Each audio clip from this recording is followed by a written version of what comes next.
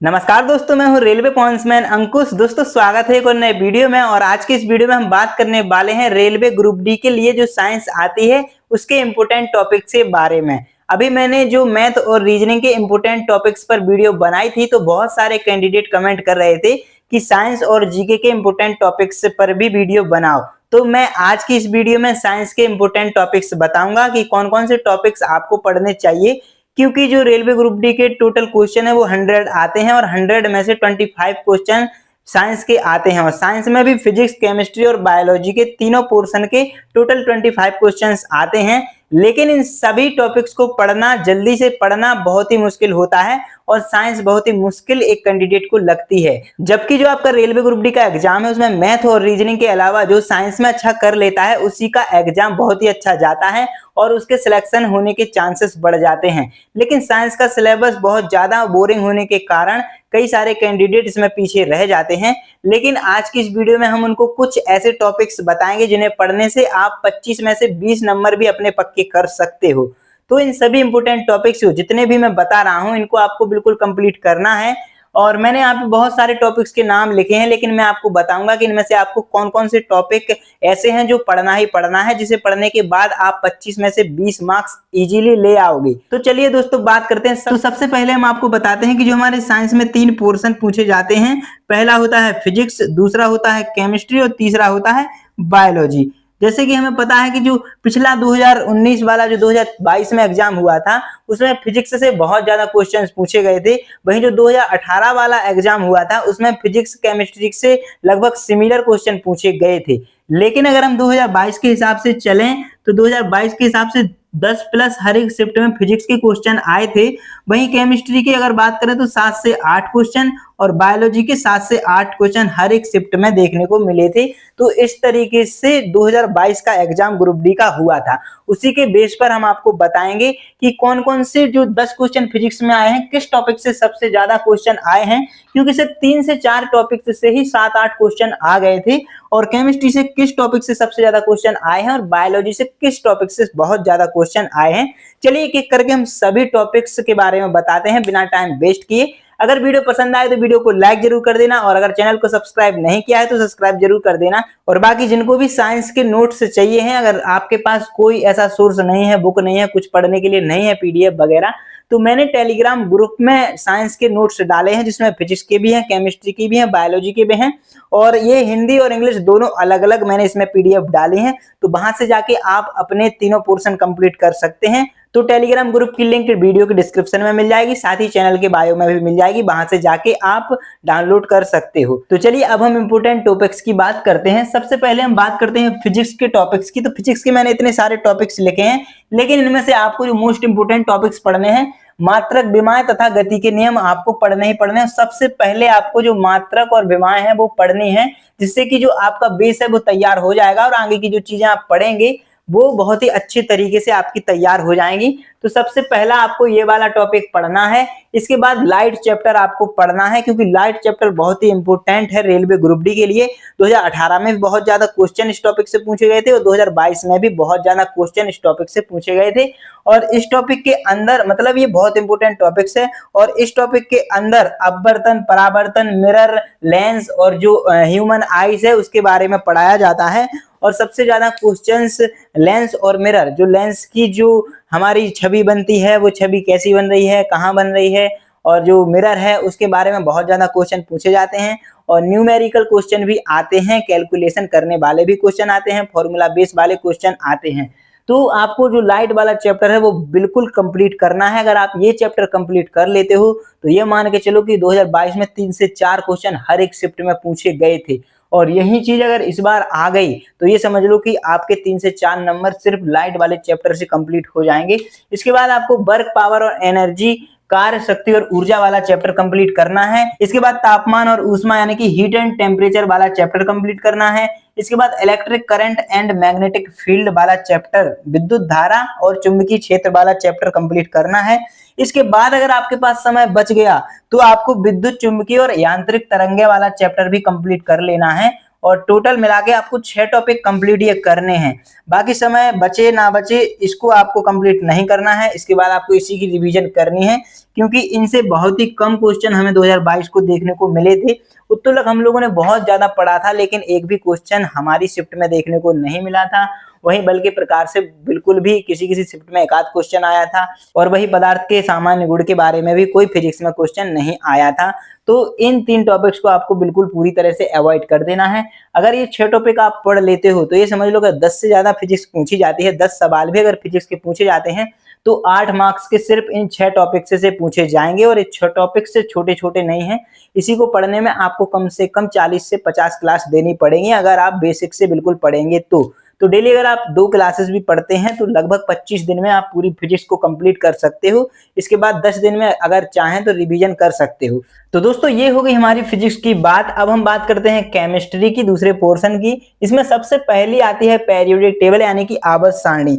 कई सारे कैंडिडेट ये सोचते हैं कि अब जो पेरियोडिक टेबल है वो एनसीईआरटी से हटा दी गई है, लेकिन ऐसा नहीं है कि अभी इससे क्वेश्चन रेलवे नहीं पूछती है। कई शिफ्टों में एक आध क्वेश्चन देखने को हमको मिल जाता है, लेकिन ये जो एनटीपीसी का एग्जाम हो गया या रेलवे ग्रुप डी को छोड़कर कोई भी रेलवे का एग्जाम हो गया तो उसमें पेरियोडिक टेबल से क्वेश्चन नहीं आते थे, इसीलिए अभी इन एग्जाम्स में नहीं पूछे जा रहे हैं। लेकिन ग्रुप डी के लिए बहुत इंपॉर्टेंट है, क्योंकि आवर्त सारणी में सिर्फ आवर्त सारणी ही नहीं होती है, इसके अंदर बहुत सारी चीजें होती हैं, जैसे कि एलिमेंट के प्रकार हो गए, स्ट्रक्चर ऑफ पेरियोडिक टेबल हो गया, परमाणु क्रमांक हो गए, ये सारी चीजें इसमें पूछी जाती हैं। और भी कई सारी चीजें पेरियोडिक टेबल के अंदर होती हैं जिससे आप और चीजें सीख सकते हो। ये जरूरी नहीं है कि अगर आवर्त सारणी से क्वेश्चन नहीं आ रहे हैं तो उसके अंदर आप और कुछ नहीं सीख पाओगे। तो सबसे पहले आप ये चीज पढ़ोगे तो आपकी जो नीचे की चीजें और पढ़ोगे ये अच्छे तरीके से आपकी कंप्लीट हो जाएंगी। इसके बाद रासायनिक बंध एवं अभिक्रिया, मतलब कि केमिकल बॉन्ड एंड रिएक्शंस, ये बहुत ही इंपॉर्टेंट टॉपिक्स है, क्योंकि रिएक्शन से एक ना एक क्वेश्चन हर एक शिफ्ट में हमको पिछली बार देखने को मिला था। किसी किसी शिफ्ट में 2 से 3 क्वेश्चन तक इस चैप्टर से क्वेश्चन गए थे। तो ये जो टॉपिक है बहुत ही इंपॉर्टेंट होने वाला है आवर्त सारणी के बाद। इसके बाद जो तीसरा इंपॉर्टेंट टॉपिक है वो है एसिड बेस्ड और सॉल्ट, यानी कि अम्ल, क्षार और लवण। ये टॉपिक बहुत इंपॉर्टेंट है, इससे भी हर एक शिफ्ट में एक ना एक क्वेश्चन देखने को मिलता है, किसी किसी शिफ्ट में एक से ज्यादा क्वेश्चन देखने को मिलता है। मेरी शिफ्ट में भी एक क्वेश्चन आया था कि जो हम मंजन करते हैं कोलगेट वाला, वो अम्लीय होता है या फिर क्षारीय होता है। अगर आप सबको इसका आंसर पता है तो आप मुझे कमेंट में बता सकते हैं। तो ये क्वेश्चन हमारे में भी आया था। इसके अलावा भी एक और क्वेश्चन इस टॉपिक से आया था। इसके बाद एक और इंपॉर्टेंट टॉपिक्स है केमिस्ट्री में मेटल और नॉन मेटल, यानी कि धातु और अधातु। ये टॉपिक पढ़ना भी बहुत जरूरी है। अगर आप ये 4 टॉपिक अच्छे से कंप्लीट कर लेते हैं तो ये समझ लो अगर 7 क्वेश्चन भी केमिस्ट्री के आ गए तो 5 क्वेश्चन आपके 100% इन 4 टॉपिक्स से ही आएंगे। इसके अलावा 3-4 टॉपिक्स और बचे हैं। अगर आप सोचो कि ये बहुत ज्यादा है तो केमिस्ट्री की, वैसे तो अगर पूरी केमिस्ट्री भी आप पढ़ना चाहो तो ज्यादा से ज्यादा 30 क्लास में आपकी कंप्लीट हो जाएगी, लेकिन ये जो 4 टॉपिक्स हैं ये आपकी लगभग 20 क्लास में कंप्लीट हो जाएगी। तो ये मान के चलो कि डेली एक क्लास भी देखोगे तो 20 दिन में आपकी केमिस्ट्री कंप्लीट हो जाएगी। इसके बाद आप रिवीजन करने लगोगे। अब हम बात करते हैं साइंस के तीसरे पोर्शन की, यानी कि बायोलॉजी की, जिससे 7 से 8 क्वेश्चन पूछे जाते हैं। इसके जो मोस्ट इंपोर्टेंट टॉपिक्स है, मैं 6 इंपोर्टेंट टॉपिक्स बताने वाला हूं, जिसमें सबसे पहला हमारा टॉपिक्स आता है, बेसिक टॉपिक है जो कि सिर्फ याद करने वाला टॉपिक है, और ये है विटामिन। ये मोस्ट इंपोर्टेंट है, हर एक शिफ्ट में एक ना एक विटामिन से क्वेश्चन पूछा जाता है, चाहे विटामिन से होने वाले रोग पूछे जाए, या फिर उसका होने वाला स्रोत पूछा जाए, या फिर इसका रासायनिक नाम पूछा जाए, या फिर रासायनिक नाम देकर कौन सा विटामिन है ये पूछा जाए। तो ये चीजें पूछ सकती हैं। इसके बाद हमारा जो दूसरा टॉपिक इंपोर्टेंट आता है वो है डिसीज, यानी कि बीमारी। ये भी इंपोर्टेंट बायोलॉजी में टॉपिक रहने वाला है, क्योंकि एक ना एक क्वेश्चन डिसीज से भी हर एक शिफ्ट में पूछा गया था और हर बार पूछा जाता है। साइंस की अगर बात करें जहाँ पे साइंस मेंशन होती है और कम से कम 20 से 25 मार्क्स से पूछी जाती है, तो डिसीज से एक ना एक क्वेश्चन जरूर पूछा जाता है। अब कोई सी भी डिसीज पूछी जा सकती है, तो आपको डिसीज वाला चैप्टर बिल्कुल बेसिक से एकदम कंप्लीट करना है। इसके बाद तीसरा हमारा टॉपिक आता है सेल, यानी कि कोशिका का। कोशिका वाला चैप्टर से भी एक ना एक क्वेश्चन हमको हर एक शिफ्ट में देखने को मिलता है। तो आपको सेल वाला चैप्टर भी बहुत इंपॉर्टेंट है, इसको पढ़ना। इसके बाद है हमारा मोस्ट इंपोर्टेंट चौथा चैप्टर प्रकाश संश्लेषण यानी कि फोटोसिंथेसिस। ये चैप्टर भी बहुत इंपॉर्टेंट है, इससे भी एक ना एक क्वेश्चन देखने को मिलता है। इसमें बहुत सारी चीजें होती हैं पढ़ने के लिए, तो ये भी आप पढ़ सकते हैं। और ज्यादातर अगर मैं बायोलॉजी की बात करूं तो आप बुक से ही पढ़ सकते हैं, अगर आप क्लासेस नहीं देखना चाहें। अगर आप क्लासेस देखोगे तो आपको और सारी चीजें जो डाउट होती हैं, जो समझ में नहीं आती हैं याद करने से, तो वो सारी चीजें आप पढ़ के समझ सकते हो, जिससे कि आपको ज्यादा टाइम तक याद बनी रहे। बाकी अभी आपके पास इतना समय है कि आप आराम से क्लासेस से कंप्लीट कर सकते हो। अगर आपके पास बीओडी बैच है तो बहुत अच्छी बात है, बीओडी बैच नहीं है तो अगर आप बैच लेना चाहते हैं तो बीओडी बैच लें, नहीं तो आप सिर्फ एक ही चैप्टर को सर्च करें और उसकी क्लास देखें। अलग अलग टीचर से भी देखने को मिल सकती है, या फिर कोई एक टीचर अगर आपको पसंद है तो उनका नाम भी साथ में लिख दें चैप्टर के, तो वो क्लास जो आएगी उसको देख लें। एक एक करके आप ये सारे टॉपिक कंप्लीट कर सकते हो, चाहे फिजिक्स का हो, केमिस्ट्री का हो या फिर बायोलॉजी का हो। इसके बाद प्रकाश संश्लेषण के बाद जो हमारा पांचवा टॉपिक आता है वो है किंगडम। चाहे एनिमल किंगडम हो, चाहे प्लांट किंगडम हो, यानी कि जंतु जगत या फिर पादप जगत। तो इस टॉपिक से भी एक ना एक क्वेश्चन हर एक शिफ्ट में देखने को मिलता है, तो ये आपको कंप्लीट करना है। इसके बाद हमारा आखिरी और छठवां इंपोर्टेंट टॉपिक आता है ह्यूमन फिजियोलॉजी। इसके अंदर बहुत सारी चीजें हमें देखने को मिलती हैं, जैसे कि digestive system, circulatory system, respiratory system, nervous system और रिप्रोडक्टिव सिस्टम। ये सारे सिस्टम इसमें पढ़ाए जाते हैं। इससे भी हमें एक ना एक क्वेश्चन हर एक शिफ्ट में देखने को मिल जाता है। तो अगर आप इतने टॉपिक कंप्लीट कर लेते हो, तो अगर फिजिक्स के इतने सारे टॉपिक कंप्लीट कर लेते हो तो आपके लगभग 8 मार्क्स इससे बन जाएंगे। केमिस्ट्री के इतने कर लेते हो तो लगभग 6 मार्क्स आपके इससे बन जाएंगे। बायोलॉजी अगर इतनी कर लेते हो लगभग 6 मार्क्स आपके इतने से ही बन जाएंगे।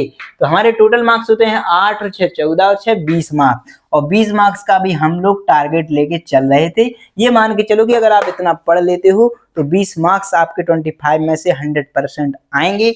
20 मार्क्स इससे आ गए हैं। बाकी अगर मैथ रीजनिंग में आप कितना भी अच्छा करो तो 50 मार्क्स आप लेके आ ही जाओगे, अगर आप एक सिंसियर और कंसिस्टेंसी से पढ़ने वाले स्टूडेंट हो तो। इसके बाद अगर 5 मार्क्स का ही टारगेट सिर्फ आपको जीके जीएस में 20 में से लेके चलना है, अगर 5 लेके आते हो तो आपका 75 का जो यूआर का मैं टारगेट देके चलता हूं वो पूरा हो जाएगा और आपका सिलेक्शन कोई नहीं रोक सकता है। तो दोस्तों ये थे हमारे जनरल साइंस के मोस्ट इंपोर्टेंट टॉपिक्स। तो उम्मीद है कि आपको अब सारी चीजें क्लियर हो गई होंगी, और उम्मीद है कि आपको ये वीडियो पसंद आई होगी। अब अगर आपने बिल्कुल भी पढ़ाई शुरू नहीं करी है तो ये इंपोर्टेंट टॉपिक्स हैं, इनको आप पढ़ लीजिएगा। लेकिन अगर आप जो 8 महीने से वैकेंसी चल रही है और अगर आप पढ़ रहे हैं शुरू से, तो आपका ऑलरेडी सारा का सारा सिलेबस कंप्लीट हो गया होगा, तो भी आप इन इंपोर्टेंट टॉपिक्स को एकदम स्ट्रांग बनाकर चलिए, क्योंकि इसी से बहुत ज्यादा ग्रुप डी में क्वेश्चन पूछे जाने हैं। बाकी जिन्होंने अभी शुरुआत नहीं करी है तो आप ये इंपोर्टेंट टॉपिक्स पढ़ सकते हैं, क्योंकि कई ऐसे कैंडिडेट होते हैं जो सिर्फ इंपोर्टेंट पढ़ने के चक्कर में रहते हैं। बाकी कई ऐसे भी कैंडिडेट हैं जिन्होंने अभी पढ़ाई शुरू नहीं करी है, वो कहते हैं कि जो कोर्ट केस चल रहा है उसकी सुनवाई के बाद हम पढ़ाई करेंगे, या फिर कल से करेंगे, 1 तारीख से करेंगे, सोमवार से करेंगे। तो ये सारे बहाने कई सारे कैंडिडेट बनाते रहते हैं, और इनके बहाने जब वो एग्जाम देने जाते हैं तो इसका रिजल्ट उनको अपने एग्जाम में और उसके रिजल्ट में मिल जाता है। बाकी उम्मीद करते हैं कि आपको सारी चीजें अब समझ में आ गई होंगी, और अगर वीडियो पसंद आई है तो वीडियो को लाइक और अपने दोस्तों के साथ शेयर करिएगा जो भी रेलवे ग्रुप डी की तैयारी कर रहे हैं। और अगर अभी तक अपने चैनल को सब्सक्राइब नहीं किया है तो सब्सक्राइब जरूर कर लीजिएगा।